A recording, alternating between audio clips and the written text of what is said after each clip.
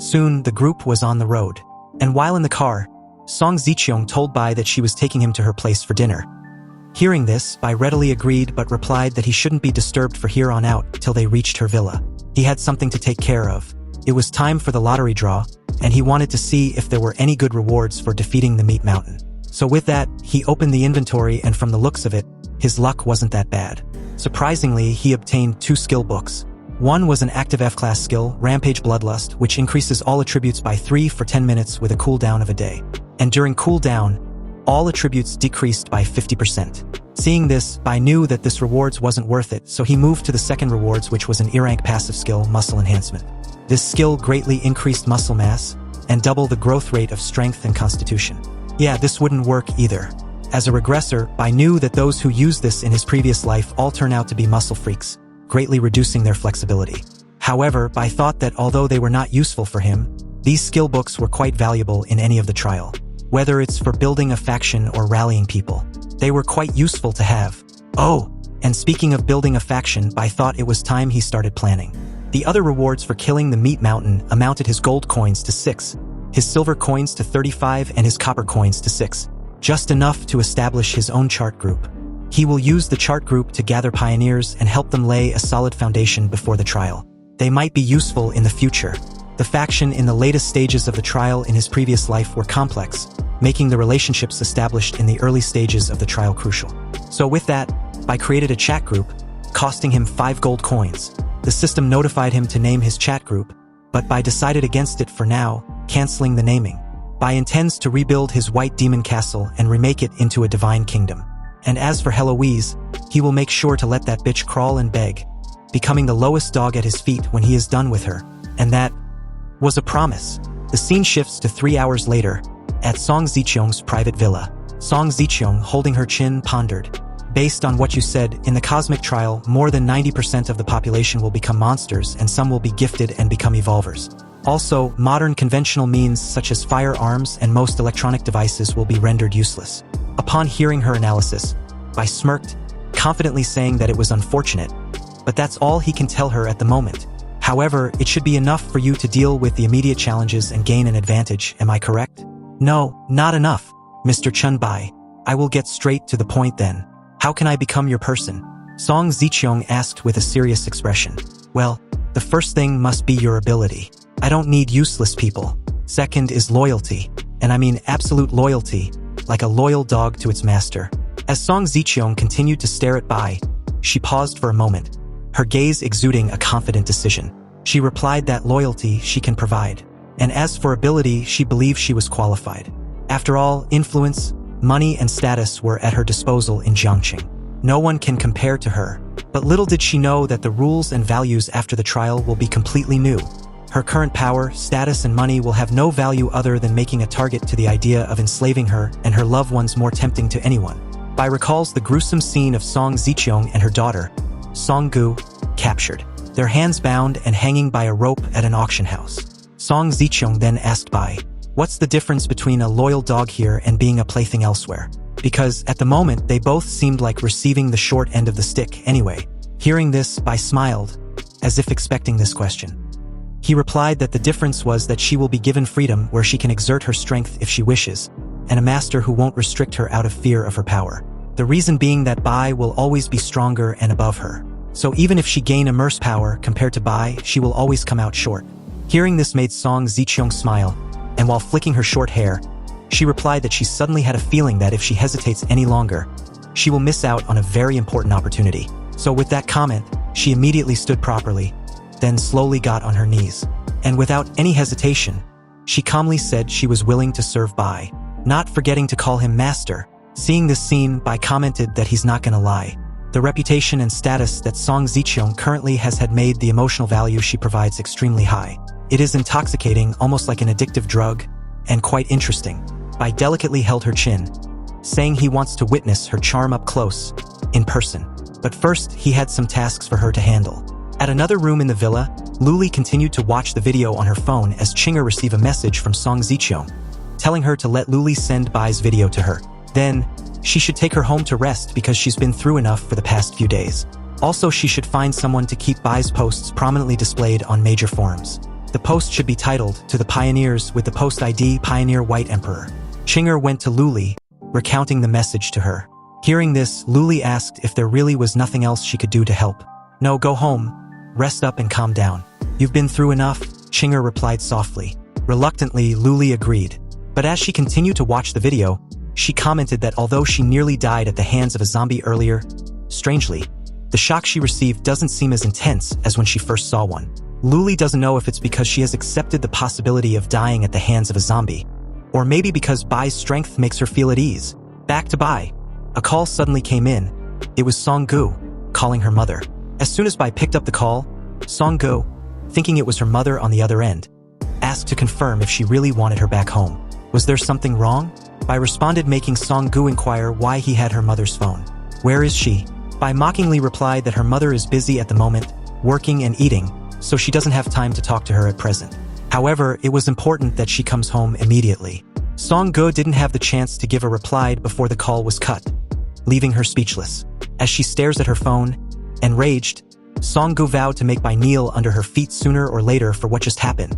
Like a pet, Bai patted Song Zicheong's head. She then asked if Bai can protect her daughter also. Bai replied that Song-gu lacks any ability, and her character has been spoiled by her mother's indulgence. However, if Song Zicheong works hard enough, he can guarantee that Song-gu will most likely not become a monster when the trial arrives. Hearing this, Song Zicheong's cheeks flushed red, blushing profusely. She thanked Bai for his consideration. The scene shifts to a secret warehouse at Suburban. In the car, Song-gu questioned her mother how she can believe something so absurd. "Are you sure you're not being deceived by Chen Bai? I stopped you from looking for Chen Bai last night because of this. After we get off the car, don't speak and just observe quietly." Outside, Chinger told Bai that she visited all the places rumored to have zombies and monsters in the entire city the previous day. In the end, only this place was found. This place used to be an underground casino, but now all the gamblers inside have turned into zombies. There were about 160 of them, and I didn't find any special zombie like Meat Mountain. Hearing this, Bai thought of the zombie slaughterhouse. Could this be the place? Bai questioned himself in disbelief. No, it can't be. The hospital fit the description because they're indoors, and also it was the Meat Mountain because it's extremely difficult to kill. And this place is remote, so if something happens, it's hard for people to remember and spread it. He then asked Chinger, "Are you sure you went to all the places rumored to have zombies and monsters, but only found them here?" "Yes." Hearing her confirmation, Bai pondered. It seems that someone is still collecting zombies, and the place where he places them should be the zombie slaughterhouse. The military only contain a few dozen zombies at most, but this person wants to collect all the zombies and monsters. Is he a curious adventurer or a pioneer who knows some information? This is getting quite exciting. Bai then demanded for the door to be opened. So as the two guards begun to slowly creak open the massive gate in terror, the bloodthirsty zombies started to rush out with creepy sounds and terrifying noises. Their hungry eyes fixed on the person in front of them. They look like they haven't eaten in 1,000 years. The guard panicked as he himself didn't expect the horde of zombies to be in such frenzy. Then the horde of bloodthirsty zombies dashed towards Bai, screaming, and Bai stood there, preparing himself. Some jumped towards him while others crawled at him at an unbelievable pace. Bai, as cool as ever without breaking a sweat, in a flash, kicked the immediate zombie in the stomach, and used that momentum to launch himself in the air. In the air, he grabbed two zombies and smashed them on the ground. Su Xin took her phone and immediately started recording while Song-gu watched in horror, sweat dripping down her face like she'd been exercising the whole day. A while later, the fight was over as Bai, using his virus absorption, sucked the virus from over 100 zombies. He stood on top of a pile of their corpses, the virus radiating off his body in waves. The system congratulated Bai on obtaining the title Zombie Hunter by killing over 300 zombies. With this new title came with an E-rank skill Zombie Slayer, which boosts all attributes of +5 and also increases damage to a zombie by 5%. The system also informed him that he had collected 500 samples of zombie-class viruses, which could be used to exchange for the zombie virus serum formula. This was achieved using his virus points in the talent tree zombie virus entry. Bai was surprised seeing this. A devilish smirk formed on his lips as he thought of the possibilities. A zombie virus serum formula? This is a valuable item. Even awakened talents can sometimes be troubled by the zombie viruses. The system then asked if Bai wants to unlock the zombie formula, which would cost him 300 virus points. So as he chose yes, he thought that after all, not everyone has talents immune to viruses and ultra-strong physique. Bai then came outside and called Song Zicheong and everyone to come inside. He asked Song Zicheong if she remembered what he told her before they set off. Of course, holding a bat, Song Zicheong replied with a knowing grin. Behind her was the three girls. So as Chinger and Su-jin confidently stare ahead with a stern face, Song Go covered her mouth, trying not to throw up. She finds the entire scene disgusting. As they entered the warehouse, Song Zicheong commented that fighting zombies with cold weapons would greatly reduce the chance of turning into a monster when the trial comes. But killing zombies unharmed was a definite way of not turning into a monster when the trial arrives. Holding a zombie by the neck, Bai asked who wanted to go first. It had to be one after the other since Bai wants to examine their strength and skills up close. Chinger stepped forward, saying she'd like to be the first. Hearing this, Bai let loose of the zombie, who dashes forward at Chinger. Chinger did the same as well, and as she got close enough, she grabbed hold of the zombie's arm, swiftly turned around, then with great force, body slammed the zombie to the ground, breaking its neck in the process. Bai observed the brief fight and was impressed with Chinger's fast speed, ruthless and accurate assessment. Next was Song Zicheong, who smacked the zombie's face with her bat, then delivered several continuous hits to the zombie's head while on the ground. Bai noticed that Song Zicheong's strength wasn't enough to knock the zombie down in one hit, but more importantly, it took more than 10 hits to finish it off. Su-jin soon followed after, panting while lying on the ground with the zombie. However, the zombie was unconscious, then slowly lost all signs of movement, indicating its death. Bai assessed her strength, which was too weak. Su-jin got tackled by the zombie, but she managed to kill it by relying on her familiarity with the human body structure.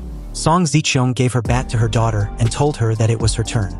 But Song Go was scared shitless, even to the point that she peed on herself, shouting that she can't do it. Seeing this, Bai didn't waste any time in failing her. He also points out her peeing session and her unwillingness to fight. He then calls for Song Zicheong, who hurriedly ran to his side, although she was still concerned for her daughter. Bai told her that if Chinger had gone to all the places where there were rumors of zombies and monsters but still found nothing, this meant that something fishy was happening that required a thorough investigation. Song Zicheong responded in agreement to investigate, but about her daughter. Bai cut her off, saying that it was too bad, especially for Song-gu. He doesn't have time to slowly train everyone, so she had to arrange their practice, including her daughters. This answer worried Song Zicheong because Bai won't be there to eliminate the virus if something unexpected happens. Hearing this, Bai handed her a paper, and when she looked at it, she was surprised. Confused, she asked what it was. But upon a close inspection, she noticed that it was a note containing the zombie virus serum formula. Song Zicheong remarked that the steps were so complicated, but Bai told her that she could put the materials of the formula to generate it herself if she so chooses. This was the preciousness of potion formulas. Upon hearing this, she smiled, thanking Bai for his trust in her. Song Zicheong assured Bai that she would do her best to complete the task he has entrusted to her, and keeping the formula safe had become one of her utmost priority.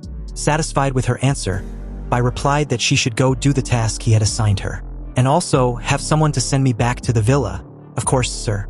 I will have Chinger take you to the villa as per your command. Later during the day, Bai, while checking his phone, wondered how many people had seen his post. Not knowing if anyone had contacted him beforehand, he checked his messages. Upon checking, he was speechless, seeing the responses of everyone as they were mocking him, and even asked him which mental hospital he had crawled out from. However, something caught his eye and he became a bit serious upon seeing it. It was a private message from someone named Shil. In the message, Shil said that he knows about Pioneer because he is one too. Shil was curious about what Bai knew. Seeing this, Bai was thrilled that not everyone was a loser, as there were some gains as well. So he asked Shil about his talent, to which Shil responded that he had an S-level talent, mental control. Bai then tells Shil that he could find a communication channel on the panel. It was unlocked to Pioneer in advance, so he should search for a nameless group chat group 001, as some basic things had been explained by him in that group. Bai then continued that if Shil had any problems after reading them, then he could directly come to him. At that moment, he saw that a person named Han Xiao had just joined the chat group. Han Xiao then asked if he could invite a person named Shui Chuan. Upon hearing the name, Bai was stunned. He pondered if this Shui Chuan is the emperor-level powerhouse in his previous life who also goes by that name. It must be him. Bai got excited about him joining the group, so he responded to Han Xiao that he could, and if he noticed any other pioneers, he could invite them all. Immediately after, a mischievous laugh rang in the air as Bai saw that Shui Chuan had just joined his chat group. Meanwhile, in an alleyway during the next day, Lully was on the phone with Song Zicheong, who asked her if there were any results in her investigation of collecting zombies. Lully responded that there was, and it was the forces of the Jiangxing Lord. They had sent all the collected zombies to a Mankai container yard near the Jiangxing wharf. Lully also mentioned that she had sent someone to gather more information, and it was time for her to meet them as agreed. However, they hadn't returned, so she didn't see the need to wait any longer. At that moment, to her horror, 2 people fell in front of her. Both pretty much dead. She was terrified by the sight. The culprit was at the window, laughing while staring at her. Seeing this, Lully was stunned and scared, shaking uncontrollably. Still in a panicked state, she told Song Ziqiong on the line that she had been discovered. The scene shifted back to the villa. Inside, Bai was having a chat with a person named Lu Huai, who just recently joined the group. Lu Huai told Bai that his talent instructions were a bit obscure, so he hoped if Bai can help him understand it. Bai asked him to send it, and as he did, it was a Een Wood body of rank SS. Bai searched for it on his panel, and it showed that Een Wood body was the most Een of woods. The source of life was endless. And with Een soul entering the body, it was the land of eternal life for activating the wood body. It costs 1 spirit to activate, and for Een soul it costs 1 constitution to also activate. It was a talent of SS level, so Bai told Lu Huai that the cost of activating the ability was quite high, and if his spirit was more than 3 then he could activate the Een Wood body. Lu Huai said he had 5 spirits, so he is fortunate then. He thanked Bai for providing that information. Suddenly, Song Ziqiong came in, rushing towards Bai. Seeing her urgency, Bai asked her why she was in such a hurry. What was going on? Song Ziqiong responded that Lully had found out that all the zombies had been sent to the Mankai container yard, but she was caught in the process. Song Ziqiong also mentioned that the opposing party was asking her to negotiate. Upon hearing this, Bai stood up and asked surprisingly whether they really contacted her, and if Lully had given her up. Song Ziqiong was stunned hearing this. Song Ziqiong bowed down in front of Bai, stating that she raised Lully herself, so there was no way she would betray her. Moreover, she was discovered due to the people she was commanding from behind, so the fault lies with those people she sent out to investigate. After hearing her out, Bai decided that if that was the case, then he would save her. Song Ziqiong thanked Bai for this, and as the scene shifts back to the Mankai container yard, to be specific, in Zone B, we see that Lully was seriously tied to a chair by the same guy from earlier, Shing. Shing was also a pioneer, and as he poured himself a glass of wine, he commented that Lully was a bit ignorant in the situation she was in. He also hadn't touched her yet out of respect she has for Song Ziqiong. If Song Ziqiong chooses to submit to him after she arrives, then Lully would be her subordinate. However, if she chooses not to, well then, she and Song Ziqiong would just unwillingly be his playthings. Lully felt uncomfortable hearing this as she tries desperately to loosen the rope. Seeing her discomfort, Shing got close to her, and with a mocking smile, he told her that they should toast to their possible upcoming cooperation. Also, Lully should be mindful not to spit the wine out recklessly after consumption.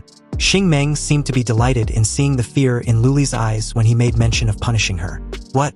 Do you not agree with my toasting? Suddenly, Bai's voice rang out from the other side of the room, where he seems to be cutting a steak leisurely at the table that was prepared to invite Song Ziqiong. He commented that there was no grace in his toasting, so why should he punish the girl for his poor manners? Or maybe the girl doesn't like drinking. Seeing Bai, Shing was shocked. He wondered when Bai came in without his knowledge.